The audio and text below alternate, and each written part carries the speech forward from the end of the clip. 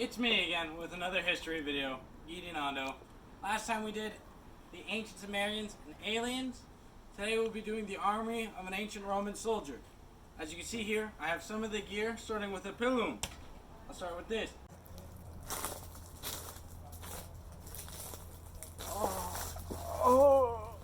Oh no, dude, those are, This is a one-handed spear that they'd use. As you can see, there are different styles of it. Some would use a metal round ball in it. But basically it was designed to be either used as a short spear with the shield, like this, that, stab. But mainly its main design was to be thrown at the opponent that was approaching. Let me tell you, this thing was deadly. Able to penetrate shields due to the dull point at the end of it. The next thing they would typically carry as a weapon, and the main weapon, is the gladius. As you can see, the sword was drawn from my right side instead of my left. This is because the scutum, otherwise known as their shield, is probably the most important piece that you'll notice about this. But regardless, the gladius works hand in hand with the scutum, the shield. And typically, the shield is rounded out a bit so you can work in formations with somebody right next to you. Typically, these formations would be 5 men wide, sometimes 6, sometimes even hundreds. But the Romans would work together in a group or as a unit, and they'd proceed to march. And the shield was made heavy enough that you would bash with it to push the enemy back. The gladius, there are several different designs that I will show on screen now. You can see the 2 different styles of gladius. I have one. Mine isn't, as curved as the others, but it's a basic design. The scutum itself is a very basic design shield. It's wood with a buckler style metal piece in the middle. The metal would typically be an iron or brass. And the shield, like I said, was curved. And typically, designs on it varied. Typically most common were lightning bolts and wings. But that was only made popular because of Julius Caesar. The last thing you'll notice that I have on me, because my budget's so small I can't afford everything, is the helm. The Roman helm is designed in a very nice way. The helmet, like I was saying, is designed very particular for war. Throughout the ages it has slowly improved. This isn't the earliest style of helm, this is the most common style of helm. See, this comes down to cover my face. It's movable, as so when the Romans were marching, they could easily span it out, carry it on the side of their helmet, which would typically have a rope. It has spots for the ears. Now, the reason why the Romans didn't left their ear exposed is because they'd communicate. They'd listen to their centurion in command, hence why this area was left open, not to mix up any hearing, as formations and everything about a Roman was all based in it. And in parts like this would prevent a blade from slashing down on you. The eyebrows, they are more for more than just design. A lot of times when fighting the Gauls, the Germans, they had these axes that they'd strike down on their helmets, so they added these to basically prevent it from getting to the inside. The back piece came down behind the neck because there was another weapon that the Gauls had. I'll show it on screen. And it hooked down and they'd strike down on that and they could get to their shoulders or back part. Hence why the back piece was added, and it covers this good area. Now, one thing that might be missing is neck guard. The next thing, like I was saying, neck guard, there wasn't much and they didn't use much. See, the Roman army didn't really use uniforms at all. The closest thing that you saw with uniforms was, instead of a red shield, was a blue shield for the Navy. And their Navy did not have cannons, they just had archers and battering ram ships. But anyways, it's called a fossat. It was a scarf of sorts to determine what legion you were in. Each one might have a different color. So, let's say I'm wearing a red one. That might mean I'm in the 10th Legion, maybe the 2nd Legion. They're all color-coded. And then from there, you'd go down to what they're wearing. Now, you would have expected me to have some sort of segmenta, squamenta, or helmenta. Those are the 3 different types of chest plates that they'd wear. Segmenta was these plates that were rounded over, I'll show some on screen, examples, that they'd wear. The reason why they were designed to be domed, like I said, most of their opponents uses axes due to their poor lifestyles. And they didn't really do much besides farm. So they'd have to make do with what they had. So axes were a common thing. Occasionally swords and spears, but if it was striked, it was bent over you so it'd get pushed down onto it. That piece may be useless now, but it could be easily repaired. It was a lot more maintenance than, let's say, Squamanta, which is scale armor, probably the earliest style and most out-of-date Roman armor that was used for a while. The scale armor, I'll show some on screen, didn't really have the shoulders like you'll notice like Segmenta or the next one, Hamada. See, Squamenta was all scale that went from here, and it typically go down to about here. It cut off about there.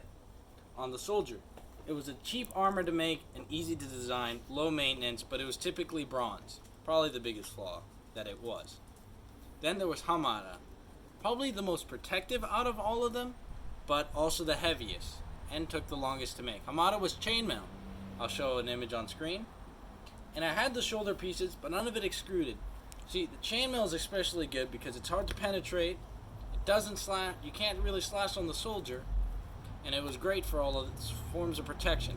Fortunately, it was extremely heavy, a lot heavier, well, when compared to the other two. When compared to the other two, Hamada was the heaviest, therefore making it the least common, but also very effective. The next thing a Roman soldier would wear was something called a tunic. Many of you know what it is. It is a shirt that goes down into a skirt, basically. It is all one piece. It'd go down to here. The Romans didn't typically wear pants. It was actually considered barbaric to wear pants. Instead of no shoes, no pants, no service, it was pants, no service back in the Roman era. Because it was considered barbaric, fun fact. But anyways, they typically wear trousers or some sort of shorts that typically cut off at the knees. That's what you typically see them wearing. Right below, right above that, would be a cingulum. It was a form of leather belts with iron or brass involved in it. It went across and then it would stretch down, basically providing you cover for slashes, but you notice the legs aren't that armored because you have the shield to keep you safe. Anyways, above that would be, well, I already talked about the tunic. Anyways, back to the tunic. The tunic typically was two colors that you'd most commonly find amongst legion, which was red or white. Red, being a very cheap dye at the time, typically found in most wildflowers that the Romans had, made it very easy for them to use red, and it was also aligned with the god of war, Mars.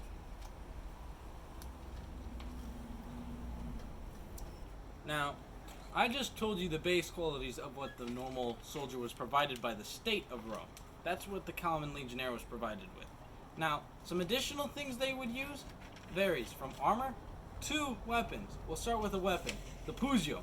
The pugio was a small knife, more like a small wide knife. It was about yay big, and was designed in a specific way similar to some gladiuses, and it was used typically by soldiers, very commonly found out, but it had to be a personal purchase from the soldiers. Many soldiers found it very useful in situations because it could be thrown, as you will see many of these weapons that they have by choice are quite unique for. Or it would be really good because if you had it down here, you could stab someone with it, and it'd be shorter range than a gladius, and it does make fighting sometimes a bit easier, especially when you're really close during sieges or such. The next special weapon, let me find it real quickly, was known as a plumbaton. Oh no, Mr. Geedynando, don't Dart. They're basically lawn darts-ish, in a way. Lawn darts, whatever you want to call them. I'll show an image up here. Not many were found. They weren't as common, but Roman soldiers did carry them. They'd actually carry them on the side of their shield. They'd have a little spot where they'd rivet spots in for them to carry it. Basically, as the opponent was approaching you, after you throw your pulum, they still were about 30 yards, maybe 50 yards away, since the javelin wasn't really good for its range.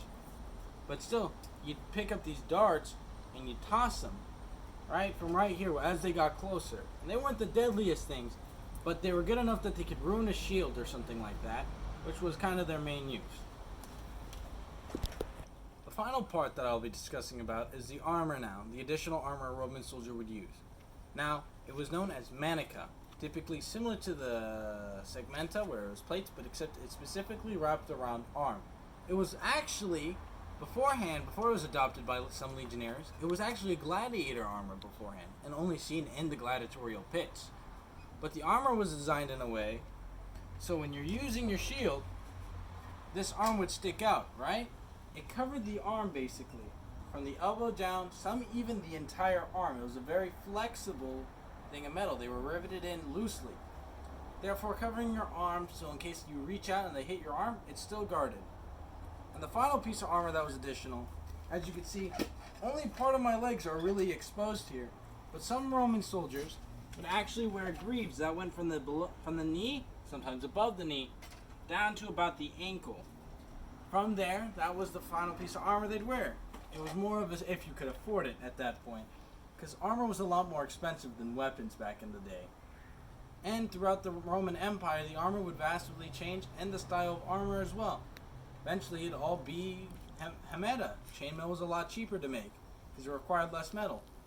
And soon you'd see that. Or other changes to the gladius. It might be a longer form, but I'm talking about the main form of the Roman Empire at the end of this video.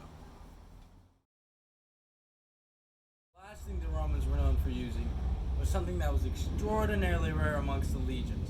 Very far and few were found with it. You know what? I'm done talking to you.